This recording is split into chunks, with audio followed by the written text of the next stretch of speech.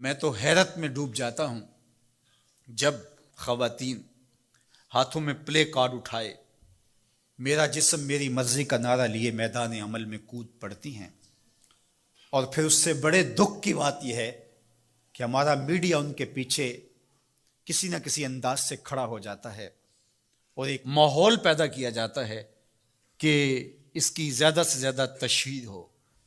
میرا معاشرہ، میرا دین، میری مشرقی روایات، میرا کلچر، میرا تمدن، میری تہذیب اس کی حمایت نہیں کرتا۔ میرا دین تو مجھے اس بات کا سبق دیتا ہے، میری بہن کو، میری بیٹی کو، میری ماں کو، میری بیوی کو میرا دین یہ سبق دیتا ہے کہ وَلَا تَضْرِبْنَ بِأَرْجُلِهِنَّ لِيُعْلَمَ مَا يُخْفِينَ مِنْ زِينَتِهِنَّ، کہ وہ اتنے زور سے قدم بھی نہ رکھیں کہ ان کے پاؤں میں پڑے ہوئے پازیب کی چھنکار غیر مرد کے کانوں تک پہنچے۔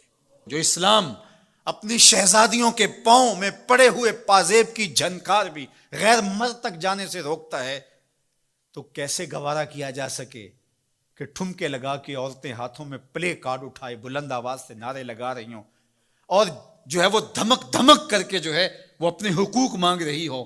تم حقوق کس سے مانگتے ہو؟ محمد عربی نے تمہیں 14 صدیاں قبل حقوق دیے،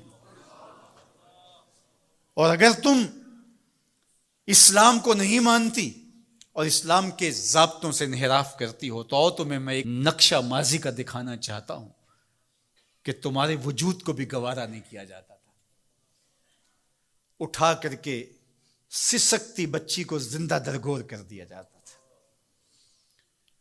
بھائی اس لیے کاٹ دیتا تھا کہ کل کوئی میرا بہنوئی نہ کہلائے۔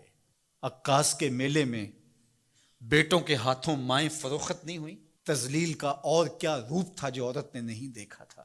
یہ تو اسلام کا فیض ہے کہ اسلام نے ماں کا روپ دیا، اسلام نے عورت کو بہن کا روپ دیا، عزتوں کی مسند پہ بٹھایا۔ بیٹیاں زندہ درگور ہو رہی تھی، میرے حضور نے کہا میری فاطمہ میرے جگر کا ٹکڑا ہے۔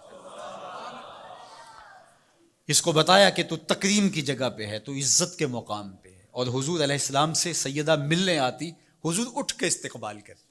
عورت کہتی ہے مجھے حق نہیں دیا گیا جتنے حق تجھے دیے گئے۔ مرد کو وراثت میں ایک حق دیا گیا، عورت کو 2 حق دیے گئے۔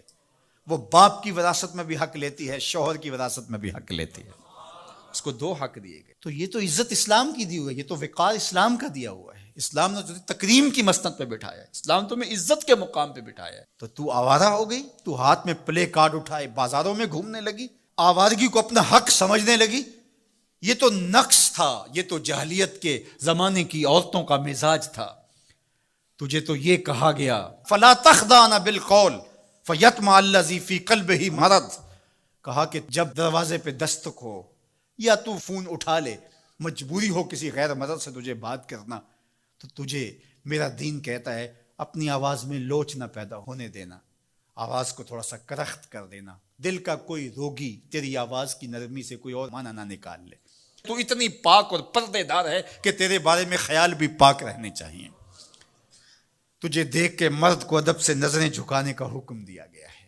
نگاہیں نیچی کر لو، محمد کی شہزادی آ رہی ہے۔ نگاہیں نیچی کر لو، فاطمہ کی بیٹی آ رہی ہے۔ نگاہیں نیچی کر لو، عائشہ کی بیٹی آ رہی ہے۔ تو عزت کے مقام پہ بٹھائی گئی، تو کس نے تجھے آوارہ کر دیا؟ کس نے تجھے بدچلن کر دیا؟